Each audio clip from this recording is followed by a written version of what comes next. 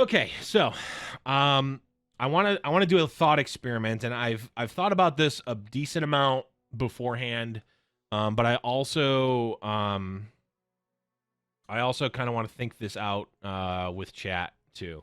Uh, so I will react to you, chat, even though I'm recording this for a YouTube video. So sorry, producer, this is gonna look stupid, but um, so let's do this thought experiment with Azir Irelia and LOR, and why part of the reason why I think people react so heavily in LOR to metas being, 52% win rate KEK W. If I am, let's look at it from, I want to look at it from Magic first, okay? I'm gonna look back to a time, and the cards themselves are not relevant. So if you're an MTG historian or whatever, this is for example purposes only. But let's look back to a time when I was in college and when I was at arguably the peak of my, or within the full groove of me playing competitively in MTG, paper MTG, and online too. There's a deck called Cawblade, and that deck was a very powerful deck. A bunch of the cards ended up getting banned in it. Or I guess, yeah, Stoneforge Mystic and Jace both got banned, right? Or maybe it was just Jace. I don't remember. It doesn't matter, for standard at least. Very powerful deck, and it was also, a lot of people would say, one of the most balanced decks in terms of the mirror, meaning that both got banned. Meaning that the mirror match was in a lot of instances won by the better skilled player. It was won by a lot, like the better player won a lot of the time. So, yeah. But it was a really broken deck. It dominated the meta, et cetera, et cetera. In that case, in that time of MTG, granted, this was probably 2000. I'm just going to say 2011 or 2012. Somewhere between 2010 and 2012 is my guess. If I'm off, don't flame me, MTG historians. But that's around the time I'm talking about. If I have this deck and it's not banned right now, what can I do with this deck? The best deck in the format. What can I do to benefit from that? I can win my local tournaments. If I did the whole weekly circuit in my town, which is Buffalo, New York, which is probably doesn't have the most events, but has a lot, right? I can do a full swing of events on a weekend, especially if there's like a bigger event. I can probably take home $300-400 in prize, like between prizes and cash and card value or whatever. I can win $300-400 there, just from going to local events. If I have that online, shoot, I mean, I can win whatever, right? I mean, I can play in as many events as I want, really, but like I can win hundreds of dollars a week, if not more, playing events with this deck. If I'm the best player playing the best deck over and over and over again, I can win hundreds of dollars. Yeah, I can top 8 every single SCG. Yeah, I'm just talking, I haven't even gotten to the going on the open circuit. Yeah, Jerry T actually is the living example of this.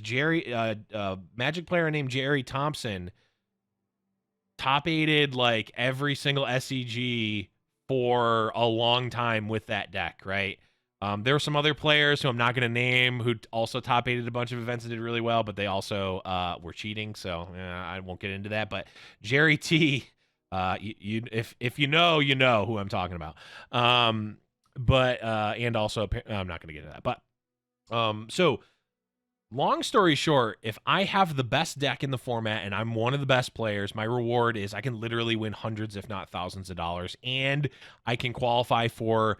I can go to a Grand Prix, win thousands more dollars, qualify for the Pro Tour, play on the Pro Tour, get on that. All the, and again, rip Magic, pro play or whatever. But like back in the day, like you get on that train, and if you're good, you can get on the pro train, what they called it, the pro player club train. You're starting to get appearance fees. You're getting there, and you can make of it what you want, but you can win. Long story short, you win thousands of dollars from playing that. If, on the contrary, contrasting that in the current, and I want to pause here for a second, because this contrast is going to sound like I'm slamming LOR, which I'm really not. I'm just trying to draw out the reasons for tolerance or intolerance of these top decks. So I'm not saying like, oh, LOR sucks and the LOR community sucks and we suck for not, putting on all these events. That's absolutely not what I'm saying. I just want to make that clear. So, if I have Azir Irelia and I'm the best player of Azir Irelia, what can I get from that? I can be rank number 1 on ladder, which technically can equate to, or at least get you kind of close in a nebulous way to qualifying for Worlds qualifiers, which I don't know the number. I mean, I don't even know if we know what the prizes and stuff for Worlds are. So, but like, we don't have a quantifiable price that would be worth, right, in general. But I'm just gonna say hundreds of dollars, maybe thousands. I don't know. Yeah, on average, right?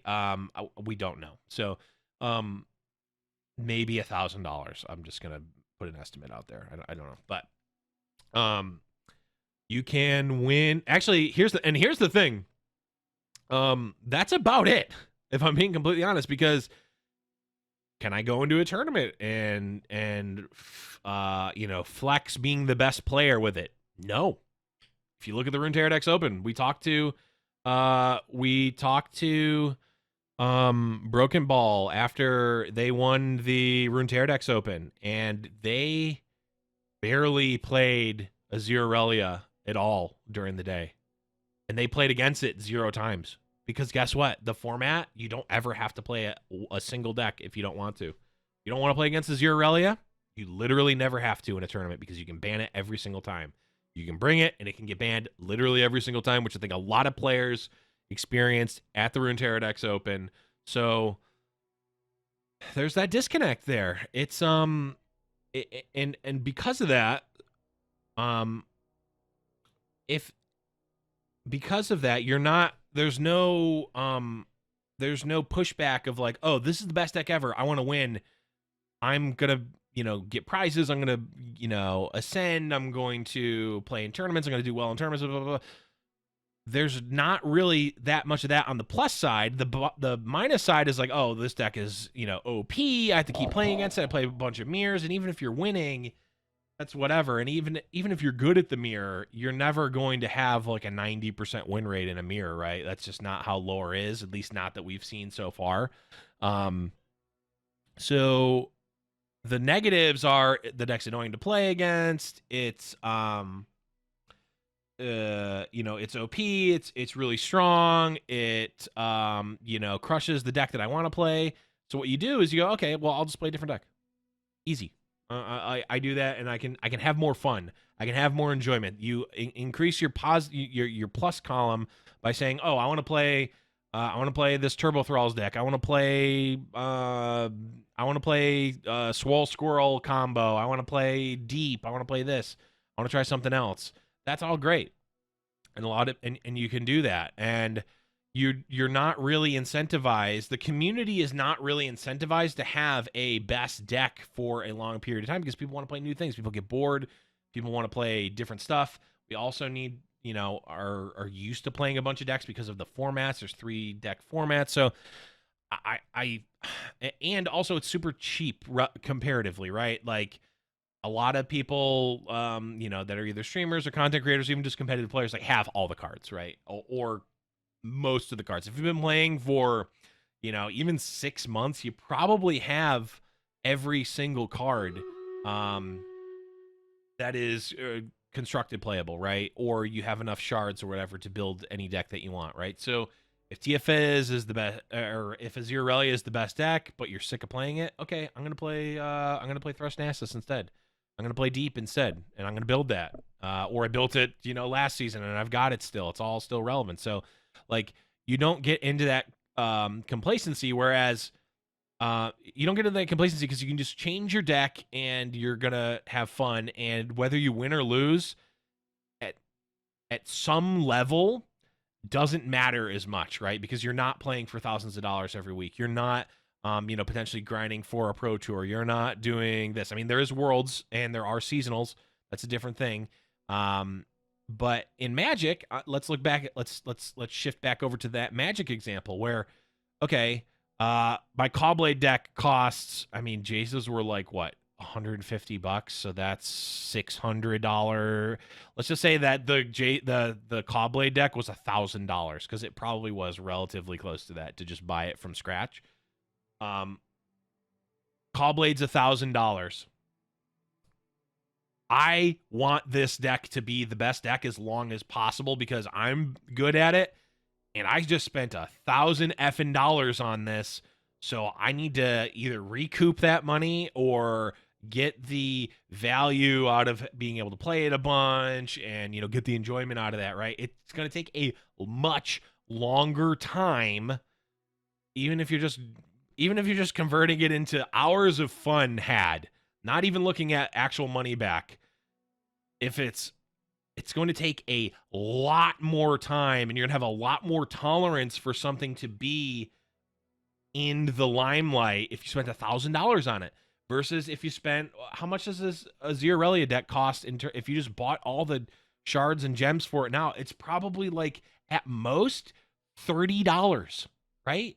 You're looking at two very different costs, $30 versus $1,000, and those are, yes, estimations, but they're approximations, and they're not that far off of what a Magic deck versus a Legends of Runeterra deck costs. So you can imagine, just inherently, there is much more of a tolerance from the community for a $1,000 deck to be the best deck for X amount of time versus the amount of time that you're tolerant of Azir Irelia being the best. That's what it breaks down to in my mind. That's how I see it because I've come from Magic. I've come from that world. So I think there's an inherent difference, and that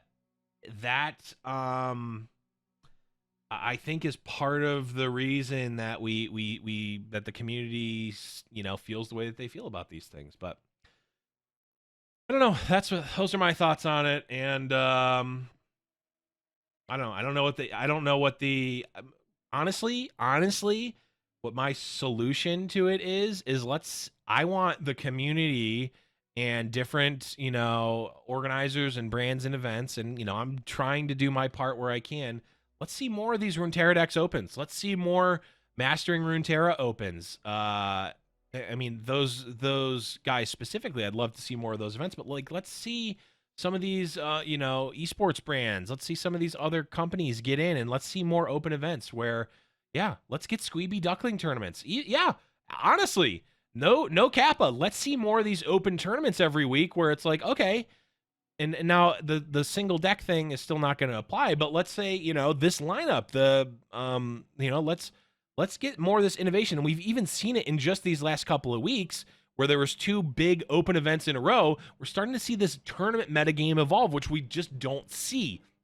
The format right now, and I apologize for the lawnmower in the background, but I can't control that, and I'm on a groove here. I'm not going to stop. The tournament meta doesn't evolve like it used to. Back in the day, and by back in the day, I mean 6 or 7 months ago,